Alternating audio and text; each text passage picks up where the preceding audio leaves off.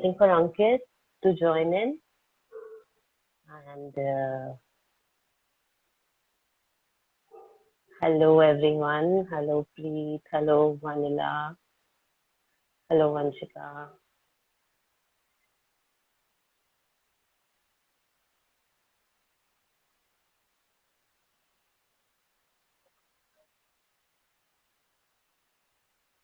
Okay, Ankit is hi Vanshika. Hello Shiva. We are waiting for Ankit to join in. Okay.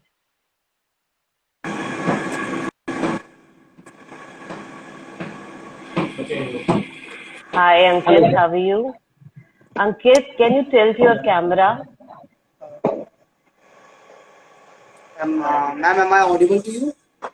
Yes, you're audible to me, but you need to tilt your camera because we are on Instagram.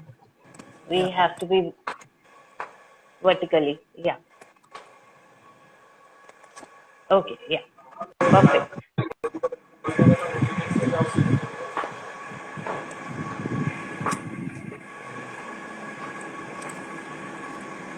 Yeah, hello ma'am. Hi, how are you?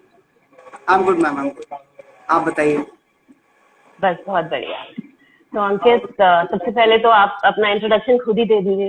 You're a badminton coach, मुझे तो इतना ही पता है. थोड़ा हाँ सा जी और ma'am. बताइए अपने बारे में. मैम मैं दिल्ली टीम का कोच हूँ और मेरे को लगभग 10 साल हो गए हैं बैडमिंटन कोचिंग फील्ड में. ओके. हाँ जी, और इसके अलावा मैं बैडमिंटन एसोसिएशन ऑफ इंडिया में एज अ टेक्निकल ऑफिसर काम करता हूँ. तो उसमें जैसे आप हम्म. जितने भी ये आप मेजर टूर्नामेंट्स देखते हैं, जो भी आप टीवी में जितने भी लाइव टूर्नामेंट्स वगैरह या देखते हैं, तो उन जितने भी हमारे मेजर टूर्नामेंट्स होते हैं, जो उसमें फील्ड ऑफ प्ले का जो इंचार्ज होता है एफओपी का, वो मैं होता हूँ. Okay, great. हाँ जी. तो अंकित, आज हम जो कॉन्वर्सेशन करने वाले हैं, that is majorly related to sports career with education, with हाँ जी. Academic education. तो मैं डेफिनेटली आपकी जर्नी जानना चाहती हूँ कि आपने किस तरीके से अपनी एकेडमिक्स के साथ साथ अपने स्पोर्ट्स को एज अ करियर चूज किया.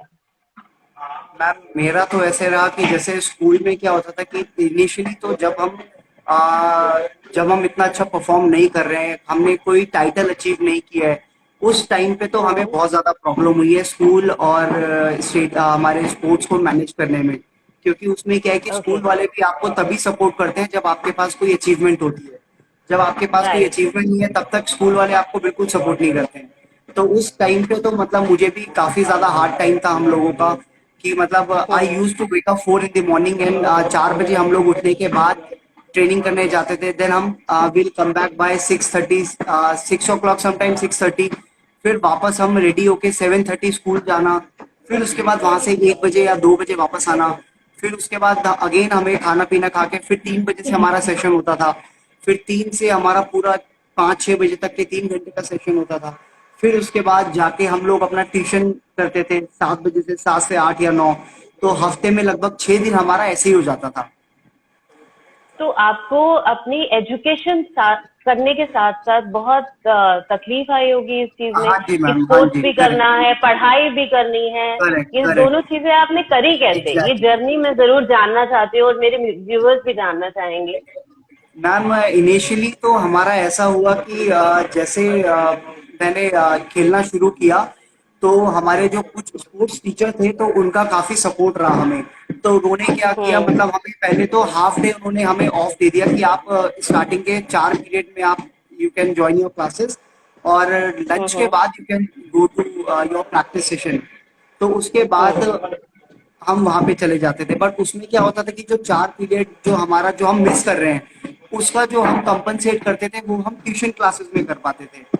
क्योंकि ट्यूशन हम्म. क्लासेस की मतलब एक जरिया होता था कि जिससे हम मतलब अलग से मतलब जहाँ पे हमारा कोर्स या हमारा जो सिलेबस पीछे छूटा है, वो ट्यूशन में हमारा रिकवर हो जाए. तो ट्यूशन की इसलिए प्रेफरेंस भी हम लोग लेते थे क्योंकि वो हमारे हमारे अकॉर्डिंगली हम कभी भी अपना टाइम सेट कर सकते थे ट्यूशन टीचर के साथ.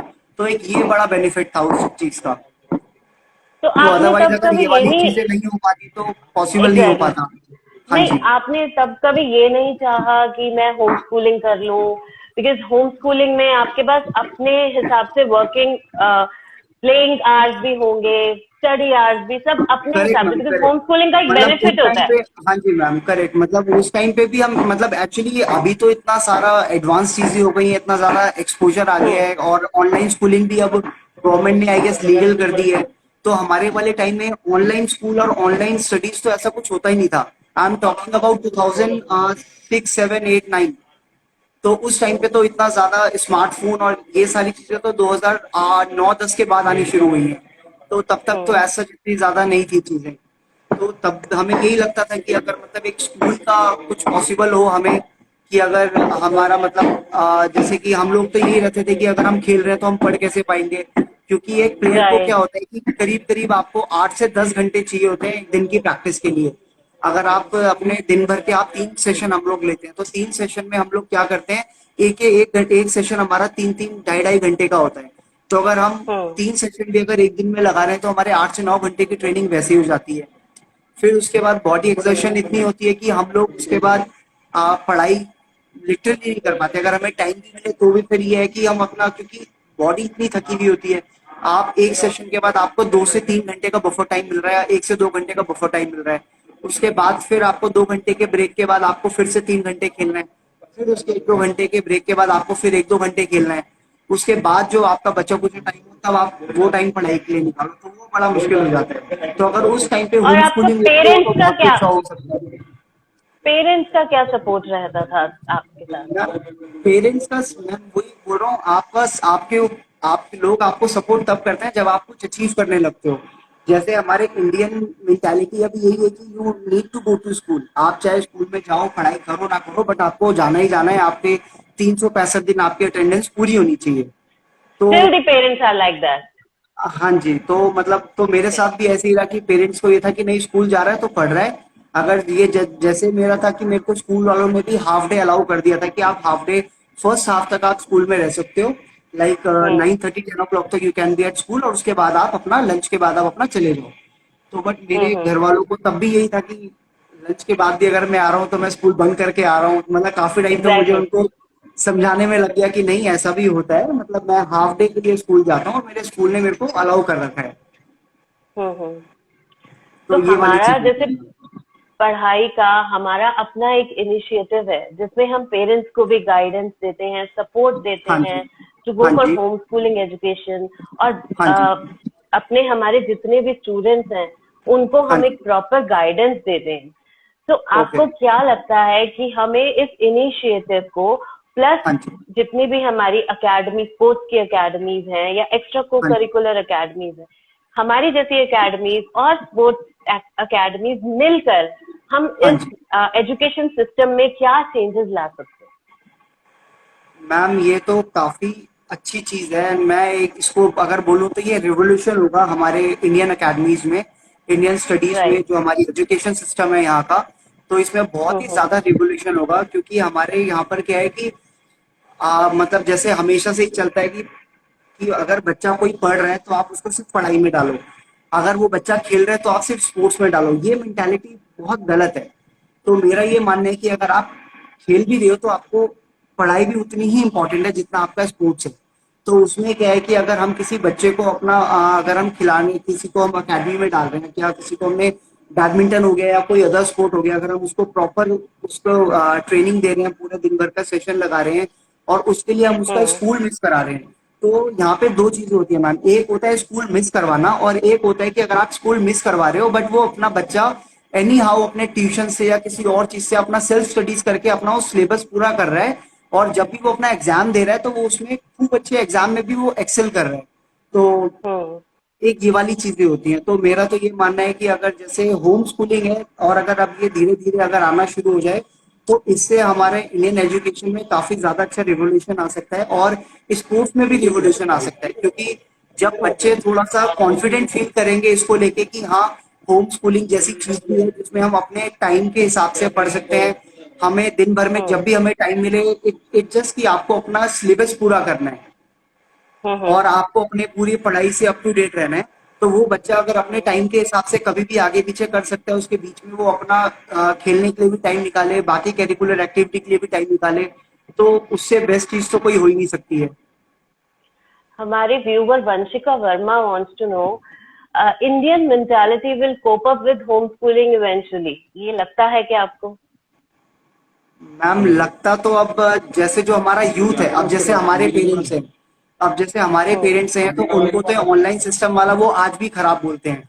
वो तो हम्म। मतलब जो बोलते हैं थैंक्स टू कोविड, अगर वैसे देखा जाए तो थैंक्स टू कोविड, कि कोविड ने यस। आके काफी चीजें मतलब लिटरली लोगों के माइंड से क्लियर कर दी है कि it is just if you hmm. Want to study you can study online itself. अगर आपको पढ़ाई राइट। करना है तो आप ऑनलाइन भी पढ़ सकते हैं, अगर आपको नहीं पढ़ना है तो आप स्कूल भी जाओ तो भी आपको कोई इतना खास होने वाला है नहीं। तो वंशिका का एक डेफिनेटली। और सवाल है, हाँ व्हाट जी। Is home schooling exactly? Vanshika, sorry. इसका आंसर मैं आपको, व्हाट, वंशिका का एक सवाल है, what is home schooling exactly? हाँ जी। तो हाँ जी। वंशिका, इसका आंसर मैं आपको शायद बेटर दे पाऊंगी, because I my self is a home schooling mother. हाँ जी। मैं ओके। खुद एक होम स्कूलिंग मदर हूँ। मेरा बेटा फ्रॉम जी। लास्ट 8 years होम हाँ स्कूलिंग ही जी। कर रहा है। हाँ मैंने जी। उसको स्कूल नहीं भेजा है। हाँ जी। He is a prep drop out, okay. और वो अपनी लाइफ बहुत एंजॉय कर रहा है हाँ जी। हमारे साथ होम स्कूलिंग करके। He is actually enjoying his life. Okay. या जरूरी नहीं है कि वो होम स्कूलिंग कर रहा है तो वो पढ़ाई नहीं कर रहा है। ही इज डूइंग हाँ जी। प्रॉपर एजुकेशन, ही इज हाँ लर्निंग अ जी। लॉट। हाँ जी। बट हाँ, वो डेली स्कूल जाके अपने 7 to 8 hours वेस्ट नहीं करता। Okay. For us he is a happy child. Alright. Yes, तो एक क्वेश्चन डेफिनेटली। देना अगर था वो, मैम। हाँ जी बताइए। हाँ। आप बताइए मैम, आप बताइए, सॉरी। मैं ये कहना चाह रही थी कि हाँ हमारा जो आज का टॉपिक है वो हाँ definitely extra co curricular activities with academics है। हाँ जी। तो डेफिनेटली अगर बच्चे एक्स्ट्रा को करिकुलर एक्टिविटीज में सीरियसली उसको परस्यू करना चाहते हैं, तो हाँ आई जी। Believe home schooling is definitely a better option. Correct ma'am, definite मतलब हमारे स्पोर्ट्स पर्सन के लिए क्या है, मैं I am telling you it's a revolution. मतलब इसमें क्या है कि खाली बच्चों को ही नहीं, इनफैक्ट जो हमारे एथलीट्स हैं जो प्रोफेशनली खेलना चाहते हैं, कोई भी स्पोर्ट खेलना चाहते हैं, उनके लिए ये बहुत ही अच्छा है। मतलब अभी हम्म। जैसे मैं था, मेरे को भी ऐसा नहीं था कि मुझे पढ़ाई से छुटकारा चाहिए, मैं भी पढ़ना चाहता था। इट इज जस्ट कि मेरे लिए बहुत ज्यादा टफ था कि उस चीज में, क्योंकि राइट। अब तो ऑनलाइन क्लासेस इतनी सारी चीजें हैं, हमारे टाइम पे इतना ज्यादा ऑनलाइन एक्सपोजर नहीं था। तब यही है कि हमने कोई आस पड़ोस में या कहीं जो दूसरे मोहल्ले में कोई ट्यूशन टीचर है तो हमने उनके पास जाना है क्लासेस के लिए। बट अभी तो बच्चों के पास इतना ज्यादा ऑप्शन है। और जैसे आप लोगों का पढ़ाई का जो इनिशिएटिव है होम स्कूलिंग को लेके, ये इतना अच्छा है कि इसमें अगर कोई एथलीट अगर वो ट्रेनिंग करने के साथ साथ अपना सिलेबस या अपनी पढ़ाई पूरी करना चाहे तो वो इजीली कर सकता है। हम्म। तो इससे अच्छी तो कोई राइट। बात ही नहीं हो सकती। Yes. हमारा एक व्यूअर का एक और सवाल है, अंकित। हाँ। इज हाँ देयर जी। Any rules that only schoolers can play for government tournament? ये मैं जानना चाहूंगी। सॉरी। कुछ स्पोर्ट्स अथॉरिटीज की तरफ से ऐसा एक हमें भी क्वेरी आई थी कि हाँ जी। Is there any rules that only schoolers can play for government tournament? जितने भी हमारे नेशनल टूर्नामेंट्स होते हैं या दिल्ली स्टेट हाँ लेवल जी। पे जितने भी टूर्नामेंट्स होते हैं, उनके लिए क्या हमें स्कूल का स्टैम्प या स्कूल का participation is important?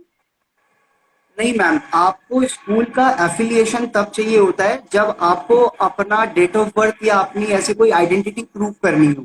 Otherwise as such okay. ऐसा कोई रूल नहीं है कि आपको किसी स्कूल में एनरोल होना पड़े आपको नेशनल चैंपियनशिप खेलने के लिए। And I am talking about open national championship, जो जनरली जैसे जो मेन नेशनल जिसको हम कंसिडर करते हैं, क्योंकि हम्म। स्कूल के अपने अलग नेशनल्स होते हैं, उनके अपने अलग जोनल इंटर जोनल्स एंड उनके अपने अलग नेशनल्स होते हैं। उसके लिए you need to hmm. Participate in school, आपको स्कूल में रेगुलर होना पड़ेगा, उसके बाद ही you are eligible to part in your zonal tournaments and then inter zonal tournaments, and उसके बाद आप नेशनल के लिए, स्कूल नेशनल्स के लिए जाएंगे। बट जो हमारे ओपन ओके। नेशनल्स होते हैं जिसकी वैल्यू सबसे ज्यादा होती है, तो इसमें क्या होता है कि आपको पहले डिस्ट्रिक्ट खेलना है अपना, जो डिस्ट्रिक्ट चैंपियनशिप होती है। डिस्ट्रिक्ट चैंपियनशिप में अगर आप जीतते हैं या अपने फर्स्ट सेकंड आते हैं, तब you are eligible to play on your state level.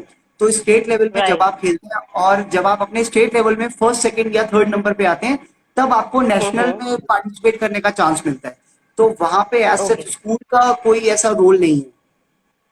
अंकित, ये आपने बहुत ही अच्छा आंसर हमें दिया है, just because there are lot of parents जिनकी ऐसी क्वेरीज हमारे पास आती रही हैं, एज फ्रॉम पढ़ाई ही बता रही हूँ, बहुत से पेरेंट्स इस चीज को लेकर स्पेक्टिकल रहे हैं हमेशा से हाँ जी कि स्पोर्ट्स अथॉरिटी ऑफ इंडिया की तरफ से school participation is very important, कि अगर बच्चे ने कहीं नेशनल खेलना है या दिल्ली स्टेट लेवल पे खेलना है या इंटर स्टेट लेवल पे खेलना है, तो स्कूल पार्टिसिपेशन इज इम्पोर्टेंट, ऐसा हमें सुनने में आया था। बट वेरी गुड, नहीं आपने ये हमारी क्वेरी क्लियर करी है कि हमारे जितने भी एनरोल्ड बच्चे हैं हमारे पास, या जो भी स्पोर्ट्स को सीरियसली परस्यू करना चाह रहे हैं, उनके लिए definitely home schooling is a better option, जिसमें डेफिनेटली पढ़ाई एज एन इनिशिएटिव उनको सपोर्ट करेगा academically plus beyond academically, like उनकी आर्ट एंड डिजाइन एक्टिविटीज या जो भी चीजें वो अकेडमिक्स के अलावा कर सकते हैं। और डेफिनेटली अगर वो स्पोर्ट्स को परस्यू करना चाहते हैं, म्यूजिक को परस्यू करना चाहते हैं, डांस को एज अ करियर परस्यू करना चाहते हैं,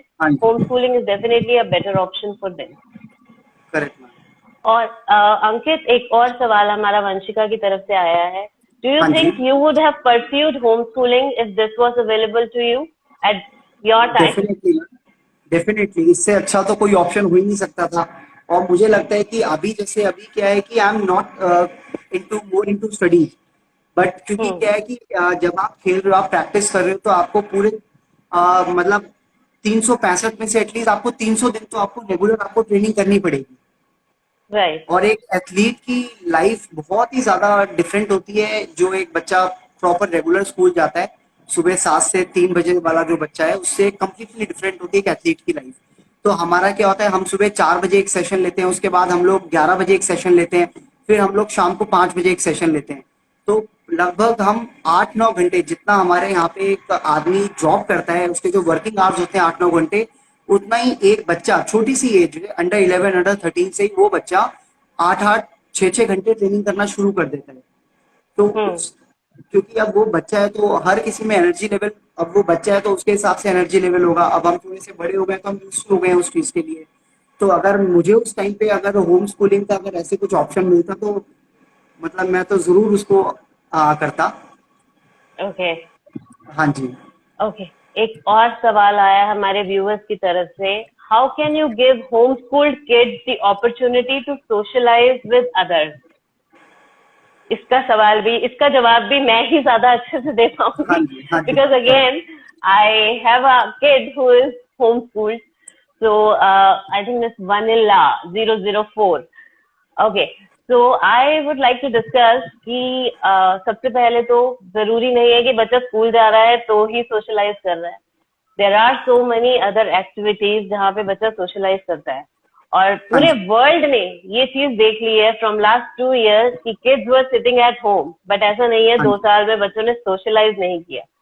बच्चों ने जहाँ सोशलाइज करना था किया है। बंद था तो सिर्फ स्कूल्स बंद नहीं थे, सब कुछ बंद था, सारी एक्स्ट्रा को करिकुलर एक्टिविटीज भी बंद थी। तो ये again an old school mind है, ओल्ड स्कूल एजुकेशन है हमारी, ओल्ड स्कूल पेरेंटिंग है हमारी, जिसमें हमें यही सिखाया गया है कि बच्चा स्कूल जाएगा तो ही बच्चा सोशलाइज करेगा। बच्चे स्कूल जाके सोशलाइज नहीं करते हैं, बच्चे अपने घर से ही सोशलाइज करना सीखते हैं, बच्चे अपने पेरेंट्स से ही सोशलाइज करना सीखते हैं, बच्चे अपनी सराउंडिंग से ही सोशलाइज करना सीखते हैं। तो आई बिलीव अगर बच्चा, ये जरूरी नहीं है कि बच्चे को स्कूल जाना है, बच्चे को जरूर अपने एटमॉस्फेयर जो है वो जरूर ऐसा रखना चाहिए जहाँ पे वो अच्छे तरीके से सोशलाइज कर सके। अगर ऐसा होता कि बच्चे स्कूल जाके सोशलाइज ही करना सीखते हैं, तो एक स्कूल में 500 बच्चे हैं तो वो 500 सेम होते हैं। वो 500 इसीलिए अलग निकलते हैं क्योंकि हर बच्चा वो 500 फैमिली से सीख रहा है, स्कूल से नहीं सीख रहा। Okay, again we have a question. I think she is a homeschool mother only. She is very curious to ask more about sports, how to enroll for various tournaments, eligibility criteria, inevitable moments. So I would like to know कि क्या criteria होता है अगर हमें various tournaments में enroll करना होता है, उसका eligibility criteria क्या होता है? मैम, एलिजिबिलिटी क्राइटेरिया होता है जो ये 2 टाइप के टूर्नामेंट्स होते हैं। वन इज जो हमारे स्कूल टूर्नामेंट्स होते हैं। स्कूल टूर्नामेंट्स में क्या होता है कि जैसे स्कूल के जोनल जो होते हैं वो इनके सबसे बेसिक टूर्नामेंट होते हैं। तो किसी भी स्कूल के जोनल्स होंगे, उस जोनल्स में पार्टिसिपेट करने के बच्चे को जिस भी स्कूल में बच्चा है उनके स्कूल में उनके ट्रायल कंडक्ट होते हैं। फिर वहां से वो हम्म एक टीम सेलेक्ट करते हैं 4 या 5 लोगों की, सेम बॉयज हम्म में भी 5 लोगों की, गर्ल्स में भी 3 से 5 लोगों की। और उसके बाद वो बच्चे जाते हैं जोनल्स परफॉर्म करने के लिए, जिसमें डिफरेंट डिफरेंट जोन के बच्चा अपने अपने स्कूल से बच्चे आते हैं और वहां पे वो पार्टिसिपेट करते हैं। फिर उनमें से जो टीम जीतती है वो इंटर जोन के लिए सिलेक्ट होती है। और फिर same okay wise inter zone जो हमारे दिल्ली के जितने भी इंटर जोन हैं उन सबका इंटर जोन टूर्नामेंट होता है। और उनके इंटर जोन टूर्नामेंट्स में से जो जीतता है वो फिर नेशनल के लिए पार्टिसिपेट करने जाता है, स्कूल नेशनल्स के लिए। एंड सेम वाइज यहाँ पे हमारे जो ओपन टूर्नामेंट्स होते हैं मैम, तो इसमें क्या होता है, जैसे हमारी दिल्ली बैडमिंटन एसोसिएशन है, दिल्ली कैपिटल बैडमिंटन एसोसिएशन, तो ये क्या करते हैं, ये एक पहले डिस्ट्रिक्ट टूर्नामेंट ऑर्गेनाइज करते हैं। डिस्ट्रिक्ट हम्म टूर्नामेंट के बाद जो बच्चा डिस्ट्रिक्ट टूर्नामेंट में फर्स्ट सेकंड आया है, और इसमें आपका जो पूछना है आप ये पूछना है कि इसमें आपकी एलिजिबिलिटी क्या होती है। डिस्ट्रिक्ट टूर्नामेंट में हम्म मैम कोई भी अप्लाई कर सकता है, आपको just need to send your entry.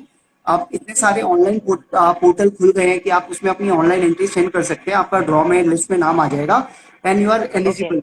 आपको बस आपकी हम्म एलिजिबिलिटी यही है कि अगर आप दिल्ली से खेलना चाह रहे हैं, अगर आप दिल्ली स्टेट से खेलना चाह रहे हैं तो आपका रेजिडेंस दिल्ली में ही होना चाहिए। बस अब यही आपकी एलिजिबिलिटी है। और तो आप जब दिल्ली से खेल रहे हैं तो आपको पहले डिस्ट्रिक्ट चैंपियनशिप खेलनी है। उसमें जब आप टॉप 4 में आते हैं या विनर रनर अप होते हैं, टॉप 4 में आते हैं, तब आप वहां से स्टेट के लिए सिलेक्ट होते हैं। फिर आप स्टेट चैंपियनशिप खेलते हैं और जब आप स्टेट चैंपियनशिप में जीतते हैं तो ऑटोमेटिकली आपकी नेशनल में एंट्री हो जाती है। और ये सारी जो आगे का प्रोसीजर है ये स्टेट भेजती है। ओके तो बस you need to Ankit only apply for district and state level. जब आप स्टेट लेवल आप अपना कर लेंगे तो नेशनल के लिए आपका स्टेट एंट्री भेजेगा। जब आप उसके लिए एलिजिबल होंगे, आप स्टेट जीते भी होंगे तो। But Ankit don't you think so कि गवर्नमेंट ने बहुत ज्यादा पॉलिसीज बनाई हुई हैं for to be an athlete और to be a sports person? मतलब मैम ऑब्वियसली हम अगर काफी। बहुत छोटी उम्र में ये चीज शुरू कर देते हैं, अगर हमें स्पोर्ट्स को एज अ करियर चूज करना है तो हाँ जी। बहुत से हर्डल्स नहीं आते हैं, आपको नहीं लगता टुवर्ड्स गवर्नमेंट कि आप इस चीज के लिए एलिजिबल हो, इस चीज के लिए एलिजिबल नहीं हो? डू यू थिंक कि हमें मतलब अपना मैसेज हम जहां तक पहुंचा सके हमें पहुंचाना चाहिए कि थोड़ा सा गवर्नमेंट को रिड्यूस करना चाहिए burden on a sportsman to become a sportsman? Don't you think so? Exactly ma'am, exactly या डेफिनेटली करना चाहिए। क्योंकि अभी क्या है मैम, अगर मैं आपको जनरली एक एग्जांपल दूं, अगर सपोज या आपका बच्चा है, आप उसको पढ़ाना चाहते हैं, तो आई एम टेलिंग यू, आप उसको एक बार पढ़ाना चाहते हैं और आप उसका स्पोर्ट्स में करियर बनाना चाहते हैं। तो राइट स्पोर्ट्स में करियर का ऐसा है कि अगर आप सपोज अपने बच्चे को आप आईएएस बना रहे हैं, तो आईएएस की मैम साल भर में 200 सीट निकलती है, 200 seat for IAS only, UPSC की। एंड उसके राइट नीचे 180 सीट्स फॉर आईपीएस। हम्म और उसके बाद की जो सर्विसेज है, बाकी जो 800 जॉब्स होती हैं, जिसमें से 200 आईएएस हो गई, 180 आईपीएस हो गई, उसके बाद आईएफएस, आईआरएस, आईआरटीसीएस, ये सारी नीचे की जो सर्विसेज हो गई। तो इतने ऑप्शंस बच्चों के पास होते हैं एक साल में। बट अगर आप हम्म स्पोर्ट्स में लें तो मैम एक ही नेशनल चैंपियन होता है। राइट तो किसी अकॉर्डिंग भी, टू अगर आप यू स्पोर्ट में लें, किसी भी कैटेगरी में लें, तो नेशनल चैंपियन आपको एक ही मिलेगा। 135 करोड़ हमारी पॉपुलेशन है, उस 135 हम्म करोड़ में national champion would be one. और अगर तो आप IAS according to IPS you लेंगे तो वो 200-400 होंगे। एक मेरा सवाल और है आपसे, इसी हाँ जी। सवाल से मेरे को एक और सवाल आया। How can we change the mentality of considering physical education और sports secondary in comparison to academics? मतलब आप जानते हैं ये बात कि हमारी इंडियन मेंटालिटी में फिजिकल एजुकेशन को सेकेंडरी ही माना गया है हाँ ज्यादातर। जी, करेक्ट। तो उस मेंटालिटी को हम कैसे चेंज कर पाएंगे? मैम ये मेंटालिटी ये एकदम से मतलब नहीं आई है कि हमने स्पोर्ट्स एंड फिजिकल एजुकेशन को हमने सेकेंडरी रखा है। ये कहीं ना राइट कहीं मतलब जो बाय द टाइम इतने टाइम से हमारा जो इंडियन एजुकेशन सिस्टम रहा है उसी के थ्रू आई है। हम्म बट अभी हम्म एज पर नाउ, अभी ये ओलंपिक जो अभी हमारा 2022 का जो ओलंपिक में हमारा जो रिजल्ट आया है इतना अच्छा रहा है, हम्म उसके बाद जो हमारे ऑनरेबल प्राइम मिनिस्टर साहब हैं डॉक्टर नरेंद्र मोदी जी, तो उन्होंने अभी इसके बाद क्या किया है, इन्होंने नई पॉलिसी ले आए हैं कि हर स्कूल में, जैसे हमारे 10th के बाद बच्चे अपने सब्जेक्ट सेलेक्ट करते हैं, ह्यूमैनिटीज, कॉमर्स और साइंस, तो अभी इन्होंने हम्म स्पोर्ट्स फिजिकल एजुकेशन को भी एक अलग से इन्होंने वो दे दिया है। तो अब एक ये हम्म बच्चे अब जो आगे स्पोर्ट्स में करना चाहते हैं, उनको जरूरी नहीं है कि वो आर्ट्स के साथ या कॉमर्स के साथ आप फिजिकल एजुकेशन का एक सब्जेक्ट दे दें और उसके बाद आप बच्चे से एक्सपेक्ट करें कि वो हमारे लिए ओलंपिक में मेडल लेके आएगा। So तो what you're अभी talking about is related to Central Board of Secondary Education, CBSE की ये, बात कर रहे हैं आप? हाँ जी मैम, हाँ जी। तो अभी ओके। ये अभी चेंज हो गया है, तो अभी ये ओलंपिक 2022 के बाद ही ये चेंजेस आए हैं। तो गवर्नमेंट ने अब क्या हम्म कर दिया कि स्पोर्ट्स को मैंडेटरी कर दिया है बाकी सब्जेक्ट्स की तरह। जैसे आप ओके। 10th के बाद आप अपना 10th के बाद जैसे आप अपना साइंस या कॉमर्स या आर्ट्स ले रहे हैं, वैसे आप अपना फिजिकल एजुकेशन को भी आप परस्यू कर सकते हैं। तो तो इसी ये के बहुत साथ ही साथ अच्छा मैं आपको इनिशिएटिव है। एक इन्फॉर्मेशन और भी देना चाहूंगी जी कि मैम। अगर गवर्नमेंट ने इस चीज को अप्रूव कर ही दिया है तो डेफिनेटली हाँ विद जी। होम स्कूलिंग हम एनआईओएस और कैम्ब्रिज बोर्ड के साथ definitely as a private candidate apply करते हुए हम स्पोर्ट्स को एज अ करियर चूज करके और 10th और 12th के एग्जामिनेशन को अच्छे से पास भी कर सकते ये तो मैम बहुत ही अच्छा होगा अगर ऐसा हुआ है तो, हैं। क्योंकि मेरे यस ऑफ पास काफी कोर्स। सारे बच्चे हैं जो अभी मेरे पास जो मेजोरिटी है बच्चों की, वो मेरे पास क्लास 7 से लेके क्लास 12 तक के बच्चे हैं मेरे पास, जो मतलब मेरे हम्म पास काफी ज्यादा उसमें है, नंबर्स में है। तो इसमें बच्चों के हम्म साथ अभी यही प्रॉब्लम हो रही है कि पूरे साल भर उन्होंने नहीं पढ़ा, अब एकदम से स्कूल खुल गए, एकदम से उन पे प्रेशर आ गया है। तो अगर उनका होम स्कूलिंग रहता पिछले काफी टाइम से, तो ये था कि मतलब they can simultaneously they can prepare for it. Yes of course. Home schooling में प्रेशर डेफिनेटली बच्चे पे बिल्कुल नहीं आता है। बच्चे के हाँ पास जी। बहुत ज्यादा टाइम होता है जिसमें वो जी मैम। अपना स्पोर्ट्स को भी परस्यू कर सकता है। स्पोर्ट्स के साथ साथ एकेडमिक्स के साथ साथ और भी बच्चे में बहुत इनहेरिटेड हॉबीज होती हैं जो बच्चे हाँ जी। करना चाहते हैं, like art correct. And craft, dance, music. बच्चे अपनी हॉबीज को इनकलकेट करना चाहते हैं अपने अंदर, बट हाँ जी। Because of school pressure, because of हाँ जी। स्कूल आवर्स प्रेशर, हाँ बिकॉज ऑफ जी। स्कूल का जो टीचर्स का ही प्रेशर होता है, इतना हाँ मेंटल जी। प्रेशर होता है बच्चों पे कि वो हाँ चाहते जी। हुए भी परस्यू नहीं कर सकते। बिकॉज हर बच्चा क्रिएटिव होता है, हर हाँ जी। बच्चा अपना एक क्रिएटिविटी लेकर आना चाहता है, बट स्कूल उस एग्जैक्टली। क्रिएटिविटी को दबा देता है कहीं ना एग्जैक्टली एग्जैक्टली ये होता है स्कूल्स में, मतलब मेरे भी काफी कहीं। सारे राइट। स्टूडेंट्स हैं जो बहुत ही ज्यादा हम्म टैलेंटेड थे, but due to hmm over burden of their school education, या उनके आप एकेडमिक्स का जो भी सिलेबस ले लो, या मतलब बट ओवर बर्डन की हम्म वजह से जिन्होंने स्पोर्ट्स छोड़ा है, एंड जो बहुत ही अच्छे टैलेंटेड थे, जो हमारे आगे हम्म इंडिया के लिए भी काफी अच्छा रिप्रेजेंट करते हैं और काफी अच्छा रिजल्ट लेके आते हैं हमारे देश के लिए, but just hmm because of कि उनको अकेडमिक से इतना ज्यादा प्रेशर आया, स्कूल से इतना ज्यादा प्रेशर है कि अब उन्होंने भी खेलना छोड़ दिया है। तो एक सवाल हमारा और आया है हमारे व्यूवर से, which government website can give us right information about open championship? हमें ये मैम, इंफॉर्मेशन कहाँ से मिलेगी? मैम ये आपको मिलेगी, आपको अगर कोई भी स्पोर्ट है, इनकी अपनी अपनी एसोसिएशन की वेबसाइट्स होती हैं, ओके। इनके अपने सोशल मीडिया हैंडल्स होते हैं। अगर आप जैसे हमारा बैडमिंटन का देखेंगे, अगर हम दिल्ली का देखें या किसी भी स्टेट का देखें, तो वहाँ की एसोसिएशन का आपको वेबसाइट भी मिलेगी, उनका फेसबुक पेज भी मिलेगा, उनका इंस्टाग्राम पेज भी मिलेगा, और अब तो इनके हम्म व्हाट्सएप ग्रुप्स भी बन चुके हैं। हम्म तो वहाँ पे दे प्रमोट। तो you can definitely check out. आप हाँ जी। वेबसाइट पे चेक कर सकते हैं कि हाँ कितने जी। हमारे चैंपियनशिप्स हो रही है। जैसे हमारा बैडमिंटन का है, तो हमारा दिल्ली कैपिटल बैडमिंटन एसोसिएशन की वेबसाइट है DCBA, okay okay DCBA.org। Okay तो वहां ओके। से सो आई बच्चे थिंक हम देख सकते हैं। गूगल पे सर्च करेंगे तो हमें काफी इंफॉर्मेशन ऑलरेडी हाँ निकल जी, आएगी आराम इंटरनेट। से। हाँ जी ma'am. Okay. One more question. Do you think homeschooling helps in children's safety as well? तो डेफिनेटली बच्चा अपने घर पे बैठ के होम स्कूलिंग कर रहा इससे है तो ज्यादा उनसे सेफ बड़ी तो कहीं हो सेफ्टी ही और नहीं क्या सकता है। हो सकती है? Correct। Exactly. Home schooling under the supervision of parents, I हाँ थिंक जी। Parents are the best teacher for their children. तो आई थिंक करेक्ट। उससे ज्यादा सेफ्टी, उससे ज्यादा अच्छी एजुकेशन कोई और दे ही नहीं सकता। जब हाँ एक जी। टीचर स्कूल में बच्चे को एजुकेशन देता है तो उस टीचर का कहीं ना कहीं मोटिव तो अपनी सैलरी से रिलेटेड ज्यादा ही होता है, बट जब हाँ एक जी। पेरेंट एजुकेशन दे रहा है पूरी सुपरविजन के साथ, तो हाँ आई जी। Believe home schooling is definitely हमारे कंट्री का, हमारे वर्ल्ड का फ्यूचर होना चाहिए। बिल्कुल मैम। स्कूल्स हम बंद नहीं करवा सकते क्योंकि स्कूल्स की अपनी हाँ एक जी, मार्केट है, पर हाँ डेफिनेटली जी, मैं इतना जरूर चाहूंगी कि हमारी कंट्री में होम हाँ जी, स्कूलिंग को लोग जाने और समझ सके कि हाँ होम जी, स्कूलिंग किस तरीके से बेटर है, किस तरीके से बेटर होने के साथ साथ हमारे बच्चों को अपना करियर चूज करने में हेल्प करती है। हाँ जी। और कोई सवाल आपका अंकित मेरे साथ? Do you ma'am want to एक, आस्क एनीथिंग? हाँ जी मैम, एक मुझे बस ये जानना है कि जैसे अभी ये जो आपने पढ़ाई का जो इनिशिएटिव लिया है, तो ये हम्म। मतलब मुझे तो बहुत ही अच्छा लगा आपका कॉन्सेप्ट, और इसलिए शायद मैं हम्म। इतना इंटरेस्टेड भी हूँ आपके साथ ऐसे लाइव सेशन के लिए।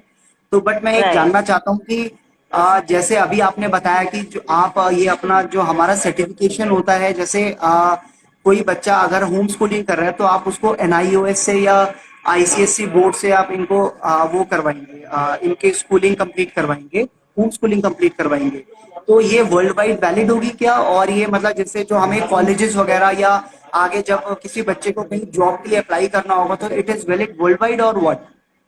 Yes, yes, it is definitely valid worldwide. Just because NIOS जो है, it is National Institute of Open Schooling, open schooling, हाँ right? जी, और another one which I'm talking about is Cambridge board.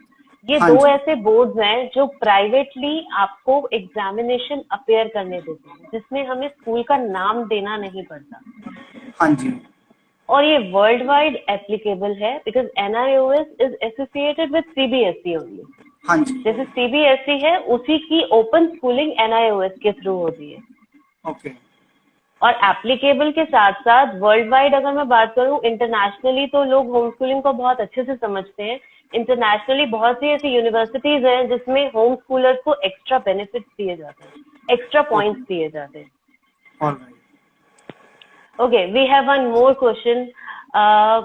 Does sports help kids with Down syndrome? कुछ बच्चे हमारे होते हैं जो मेंटली या फिजिकली बिल्कुल एप्लीकेबल नहीं होते कि वो स्पोर्ट्स कर सके, या हम उन बच्चों की कैसे हेल्प कर सकते हैं, ये क्वेश्चन जरूर आया है इन एविटेबल मोमेंट्स की तरफ से। तो इसमें आप हमें अगर कुछ बता सके, थोड़ी हेल्प कर मैम सके। एक बार प्लीज रिपीट करेंगे क्वेश्चन? जो बच्चे मेंटली डिसेबल्ड होते हैं हाँ या जी, फिजिकली डिसेबल्ड होते हैं, उन हाँ जी, बच्चों की हम स्पोर्ट्स में कैसे हेल्प कर सकते हैं? वो बच्चे भी ऑब्वियसली, देखिए, जब बच्चा एक बच्चा है, वो देखता है कि सारे बच्चे स्पोर्ट्स कर रहे हैं, खेल रहे हैं, पर कुछ बच्चे हैं जो मेंटली डिसेबल्ड है, ठीक से नहीं, उनका माइंड थोड़ा स्लो चल रहा है, या फिजिकली वो थोड़े से स्लो हैं, तो उन बच्चों के लिए स्पोर्ट्स किस तरीके से हेल्प कर सकता है? मैम ये बहुत ही अच्छा क्वेश्चन है आपने जो पूछा। हम्म।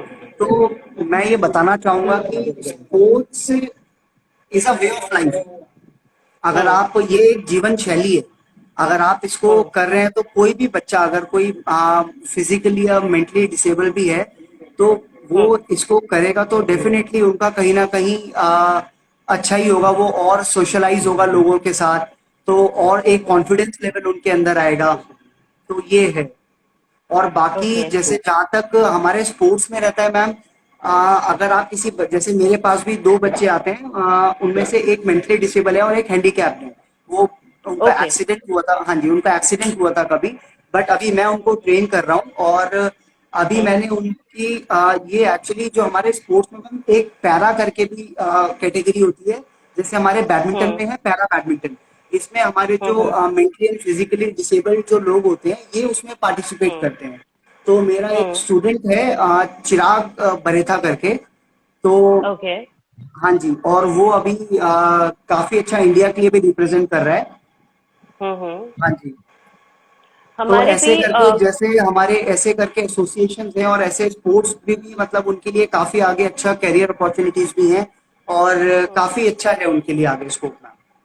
बट कैसे, वो थोड़ा सा मैं भी जानना चाहूंगी कि उनके लिए स्कोप कैसे खुलता है, क्योंकि कंपटीशन बहुत है, बच्चे जो आगे मैम निकल रहे हैं, एक्चुअली दे आर वेरी उनके लिए स्मार्ट किड्स। उनके हाँ जी, उनके लिए ma'am first you need to identify the academy कि आपके नियर ओके। बाय कौन सी एकेडमी है, then you need to personally talk to the coach और जो भी वहाँ पे टीचर हैं।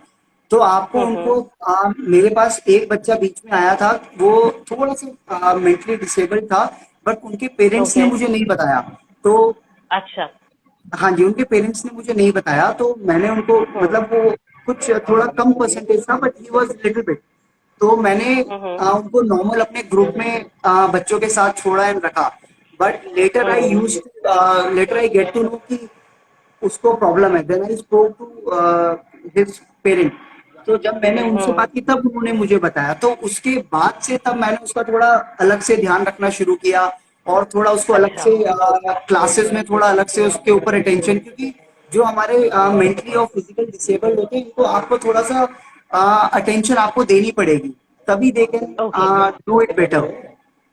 अगर आप तो उनको चाहे उनको इंडिविजुअली हम थोड़ा सपोर्ट कर सकते हैं, एग्जैक्टली लाइक हमारे एग्जैक्टली ना। हमारे भी पढ़ाई में कुछ ऐसे बच्चे एनरोल्ड हैं ऑब्वियसली डाउन सिंड्रोम वाले। हाँ उन जी, बच्चों के लिए हम भी बहुत स्पेशल सेशंस रखते हैं, इंडिविजुअल एग्जैक्टली। सेशंस रखते हैं। बिकॉज उन हाँ जी, बच्चों बहुत जल्दी वो बच्चे फील कर जाते हैं, ऑलरेडी हाँ वो जी, बच्चे इतना कुछ देखते हैं कि अपने उम्र के बच्चे उनके बहुत फास्ट हैं आगे से। तो करेक्ट उनके मैम, लिए हम करेक्ट। बहुत स्पेशल सेशंस भी रखते हैं। हाँ जी मैम। तो डेफिनेटली आई थिंक स्पोर्ट्स में भी उनके लिए कुछ ऐसा ही होता होगा कि हाँ जी उनके लिए मैम, स्पेशल ट्रेनिंग होती होगी। Exactly ma'am. ट्रेनिंग भी अलग होती है, इनके टूर्नामेंट्स भी अलग होते हैं, इनकी कैटेगरीज भी अलग होती हैं। Hmm. Okay. One more question from Riya. Could you elaborate on the parents meetup that Padhai is working on? Okay. Yes, Riya, definitely. ये भी मैं बताना चाहूंगी कि जैसे कि सोशलाइज नहीं करते, एक सवाल आया था पीछे।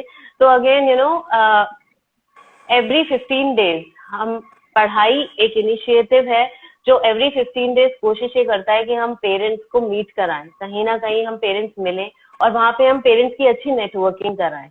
तो it is again country to country. अब पढ़ाई ग्लोबली हमने एक प्लेटफॉर्म बनाया है। तो अभी if we are working on India, we have students from all over India. तो हर स्टेट में हम एक छोटे छोटे मीटअप्स रखते हैं कि जहाँ पे हमारे सारे पेरेंट्स मिल सके और एक नेटवर्किंग कर सके। ओके। या तो अंकित, और बताइए अपने बारे में कि स्पोर्ट्स में जब आपने स्टार्ट किया तो आपको कैसा लगा कि आप पढ़ाई भी कर रहे हो और स्पोर्ट्स भी कर रहे हो। तो डेफिनेटली मैम मैं वो जैसे मैंने, हर्डल्स हर्डल्स जो आए आपको, हाँ वो जी, हर्डल्स आपको जो आए अपने स्कूल की तरफ से, उन हाँ जी हर्डल्स के बारे में हम और जानना चाहेंगे आपसे कि मैम। आज की डेट में हम। हाँ जी, जैसे मेरे हाँ मैम जी, हाँ जी। स्कूल डेज, जब मेरे स्कूल डेज थे, जैसे मैंने आपको बताया कि पहले तो हम स्कूल में नॉर्मल जैसे ट्रायल्स हुए कहीं पे, जैसे मैंने आपको बताया कि जोनल्स के जो स्कूल में सिलेक्शंस हो रहे थे, तो हम्म। हम ऐसे ही चले गए। रिसर्च हम्म। टाइम पे हमारे वो जोनल्स हो रहे थे, उसके ट्रायल्स हो रहे थे, तो हम ऐसे ही चले गए रिसर्च टाइम पे देखने के लिए। तो देखते हम्म। देखते हम लोग भी खेलने लग गए, एंड खेलते खेलते फिर उसके बाद हमको थोड़ा बहुत इंटरेस्ट आने लगा। फिर उसके बाद हम लोग और खेले, फिर हमने प्रॉपर ट्रायल्स दिए, देन हम टीम में सिलेक्ट हुए।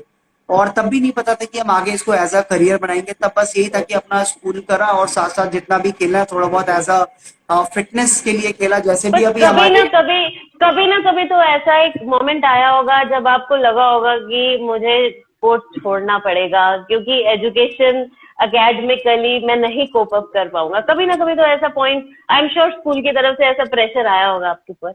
हाँ मैम, स्कूल की तरफ से था, फिर मैंने सोच लिया था कि मैं स्कूल ही छोड़ दूंगा। तो तो क्योंकि तब तक मेरा पूरा डिसाइड हो चुका था कि मुझे बैडमिंटन प्लेयर ही बनना है, और मुझे आगे जाके कुछ अच्छा ही करना है, बैडमिंटन में ही करना है जो करना है।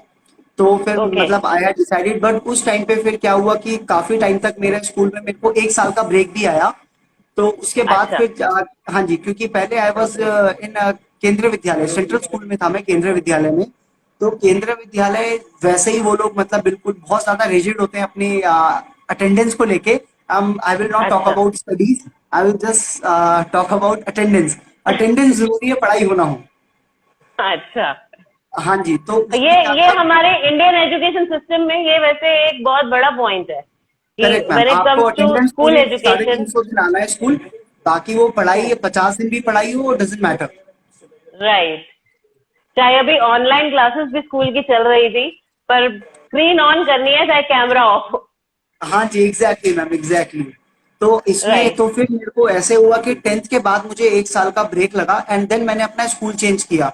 फिर मैं किसी हम्म। प्राइवेट स्कूल में आया। फिर प्राइवेट स्कूल में जब मैं आया तो मेरी उनके साथ एक ही कंडीशन थी कि मैं आपके स्कूल को रिप्रेजेंट करूंगा जोनल और इंटर जोनल में, और जब मैं हम्म। आपके स्कूल को रिप्रेजेंट करूंगा and I will get medals for you, हमारे जोनल और इंटर जोनल के, तो आप उसके बदले में मुझे मेरी अटेंडेंस मेरे को 100% कर देंगे और मेरे को मतलब आप, रिलैक्सेशन मतलब देंगे यू कि वर, मुझे स्कूल ना आना पड़े। आप स्कूल को रिश्वत दे रहे थे? नहीं नहीं मैम, रिश्वत नहीं, इट्स लाइक अ कॉन्ट्रैक्ट। मतलब मैं स्कूल मतलब से मतलब अगर आप स्कूल को मेडल्स नहीं लाके देते तो वो आपको एग्जाम अपेयर नहीं करने देते। ये भी हाँ प्रेशर था एग्जैक्टली, आपके ऊपर। Exactly ma'am, exactly. तो एक कहीं ना कहीं अभी होम स्कूलिंग का जो ये नया इनिशिएटिव हुआ है, स्टार्ट हुआ है, तो इससे ये वाली चीजें तो बहुत ही मतलब अच्छी हो गई हैं, और आने वाले टाइम में आगे जो हमारे एथलीट्स हैं उनके लिए तो बहुत ही ज्यादा एकदम golden opportunity I would say. Right. Yes, ये इनिशिएटिव तो डेफिनेटली हमने लिया है, बट इंडियन पेरेंट्स को बाकी ये चीज समझने में। आई वुड लाइक टू से वन मोर थिंग कि मतलब जैसे हम्म। आपका ये इनिशिएटिव है पढ़ाई को लेके, मतलब मेरे हिसाब हम्म। से गवर्नमेंट को भी ऐसे आगे प्रॉपर और अपनी ये वाले सारी चीजें, ये वाला एरा चैनलाइज करना चाहिए अच्छे तरीके से। इंशाल्लाह हमें गवर्नमेंट शायद बहुत जल्दी हेल्प ही करेगी इस मामले में, और एक रजिस्टर्ड, एक कंपलसरी शायद कर दे, या कुछ ना कुछ डेफिनेटली हमें हेल्प जरूर मिलेगी।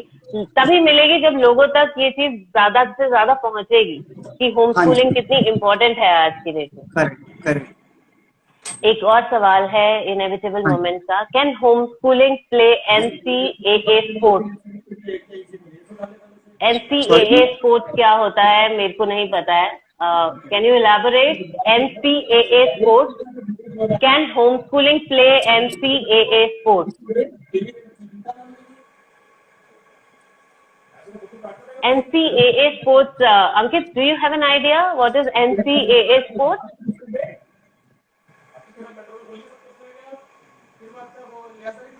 MCA, ma'am I don't get it. NCAA, even मुझे भी नहीं पता है कि एनसीएए स्पोर्ट्स क्या होता है। Again she asked another question, what happens if you fail a class as an athlete? Sorry. What happens if you fail a class? इनका मतलब ये है कहने का कि अगर आप एकेडमिकली फेल हो जाते हैं एज एन एथलीट, तो कैसा फील होता है? Because there are so many kids जो career as a sports pursue करते हैं और एकेडमिकली फेल हो जाते हैं। मैम फेल कभी होना ऐसा तो मैम, आपके आप साथ अपने हुआ है? स्पोर्ट्स में फेल हो या आप एकेडमिक्स में फेल हो, फेल होने में तो बुरा लगेगा ही। हाँ, but again I believe failure is our learning. As a home schooling mother इतना तो मैं आज की डेट में समझ रही हूँ कि फेल जब तक होते रहते हैं तो वो हमारी एक लर्निंग ही है। फेल होंगे तभी तो पास होना सीखेंगे। Correct correct ma'am. सिर्फ पास ही होते रहेंगे तो वो पता ही नहीं लगेगा फेल होना क्या होता है। तो करेक्ट। डेफिनेटली हम चाहे हमारी स्कूल एजुकेशन में कभी फेल ना हुए हो, लेकिन उसके बाद स्कूल से निकलने के बाद हमें एक्चुअली समझ में आया, तो स्कूल में तो कभी सिखाया ही नहीं। एग्जैक्टली। जब लाइफ में आए तो समझ में आया कि अच्छा, फेल होना इज अ लर्निंग। फेल होना हाँ जी, हमें अपने स्कूल में ये सिखाया गया था। जब I am also school product, ये तो हाँ जी, बहुत लेट समझ में आया कि home schooling is a better option, but हम हाँ जी, डेफिनेटली खुद एक स्कूल प्रोडक्ट रह चुके हैं। हाँ जी। लेकिन हमें लाइफ के बारे में जो समझ आई, वो डेफिनेटली स्कूल खत्म करने के बाद ही हमें समझ में आया कि पास और फेल एक्चुअली होता क्या है। हाँ नहीं, जी, स्कूल तक तो सिर्फ पास और फेल यही पता था कि नंबर्स कैसे होते हैं, 40% इज पास, उससे नीचे फेल है। एक करेक्ट। और हमारा क्वेश्चन है शिवा राणा की तरफ से, how to bring more awareness about importance of sports to parents?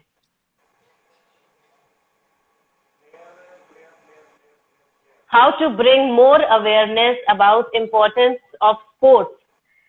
Sports की अवेयरनेस डेफिनेटली बहुत से पेरेंट्स हैं जो स्पोर्ट्स को इतना इम्पोर्टेंट नहीं समझते हैं, तो उसके लिए हम एज अ इनिशिएटिव इसको लोगों तक कैसे पहुंचाए?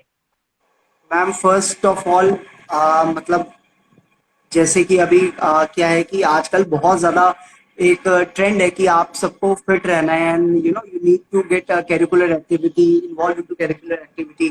तो स्पोर्ट्स, जैसे मैंने आपको पहले ही बताया, स्पोर्ट्स अगर आप इसको एज अ करियर ना भी करें तो आप इसको अपनी जीवन शैली बनाइए। ये एक वे ऑफ लाइफ है।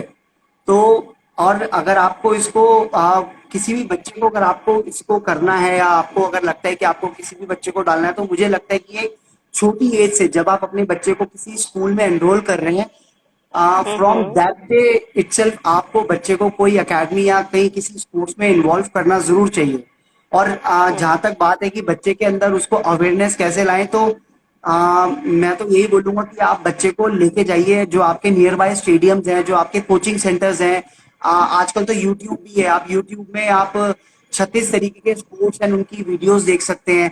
क्योंकि जब बच्चे को इंस्पिरेशन मिलेगी कि मुझे ये, जब बच्चा कुछ देखेगा कि मुझे ये प्लेयर को देख रहा हूँ, मैं अभी विराट कोहली को देख रहा हूँ या मैं अभी साइना नेहवाल को देख रहा हूँ, तो जब उनको वो देखेगा तभी उनके जैसा बनने के लिए सोचेगा और तभी उसके अंदर वो भाव आएगा कि मैं एक आगे इस चीज को परस्यू करूं या इस चीज की मैं ट्रेनिंग लूं या कैसे करूं। I believe from the very starting age he as a health lifestyle he sports को करेक्ट, incorporate करना चाहिए, क्योंकि again correct. it is one of the very important healthy lifestyle in you, हाँ जी। कि अगर आप खुद और definitely इसका जरूर मेरे पास एक जवाब ये है कि अगर being parent, अगर आप अपने हेल्दी लाइफस्टाइल में स्पोर्ट्स को इनकॉर्पोरेट करते हैं तो बच्चा वही सीखेगा जो पेरेंट्स कर रहे हैं। तो करेक्ट। अगेन अगेन फिर मेरा वही एक पॉइंट आ जाता है कि अगर आप होम स्कूल्ड हैं, अगर आप होम स्कूलिंग कर रहे हैं, तो home schooling is all about family education. तो जब हम फैमिली एजुकेशन करते हैं तो पेरेंट्स भी बहुत इंजॉय करते हैं। तो करेक्ट। अगर आप अपने बच्चे को टाइम दे सकते हैं, टाइम देना चाहते हैं, तो होम स्कूलिंग एक ऐसी ऑप्शन है जिसमें आप खुद भी बहुत कुछ सीखते हैं, कि फिर चाहे वो स्पोर्ट्स एजुकेशन हो या वो एक्स्ट्रा को करिकुलर एक्टिविटीज हो। खुद हाँ जब जी। बच्चे के साथ बैठ के वो करी जाती हैं और अगले दिन की टेंशन नहीं होती कि सुबह 7 बजे उठ के स्कूल जाना है, हाँ जी। करेक्ट। तो लाइफ बहुत ही हैप्पी हो जाती है। तो ओके अंकित, बहुत मजा आया आपके साथ बात करने में, बहुत नॉलेज मिली हमें स्पोर्ट्स की, थैंक यू सो बहुत ही मच। ज्यादा एक अवेयरनेस मिली कि हम डेफिनेटली स्पोर्ट्स एजुकेशन को हम किस तरीके से इनकलकेट कर सकते हैं अपनी लाइफ में। It is very important, it is very important for all the parents कि बच्चों को जितना ज्यादा स्पोर्ट्स अवेयरनेस मिले। तो बहुत ही अच्छा लगा आपके साथ ये समझते हुए हमें, और आपकी जैसी और अकेडमीज अगर हम मिलके हाँ जी। एक हो जाते हैं और बच्चों को ये चीज समझाते हैं कि स्पोर्ट्स के साथ साथ पढ़ाई भी हो सकती है, पढ़ाई तो जरूरी है ही है ही। अब वो हाँ जी। पढ़ाई एज एन इनिशिएटिव, पढ़ाई जो हमारे ऑर्गेनाइजेशन है वो ही एक इनिशिएटिव एक ऐसा लेगा कि बच्चों को पढ़ाई भी कराएगा और हाँ जी। साथ के साथ वो जो करियर चूज करना चाहते हैं वो करेगा। तो आई थिंक बहुत ही अच्छा होगा कि हम बहुत सी ऐसी ऑर्गेनाइजेशन के साथ एसोसिएट हो और आगे बढ़े। Correct. Yeah. Thank So you I so much think, ma'am, मुझे yeah, मेरा मतलब मुझे अपने साथ लाइव आने के लिए, मौका देने के लिए मुझे बहुत अच्छा लगा आपके साथ। thank you so much Ankit. Even we would love कि हम अब definitely ऐसे मीटअप करते रहे और आपसे बिल्कुल मैम। और ज्यादा से ज्यादा जानकारी और ज्यादा से ज्यादा इंफॉर्मेशन लेते रहें। It is very good for our parents, our children, and it is very good for you as well. आपकी अपनी एकेडमी के लिए और हमारी हाँ कंट्री जी। के लिए। So definitely. we'll definitely meet again, and sure. we'll see you again. Yeah, thank you so much. Thank you.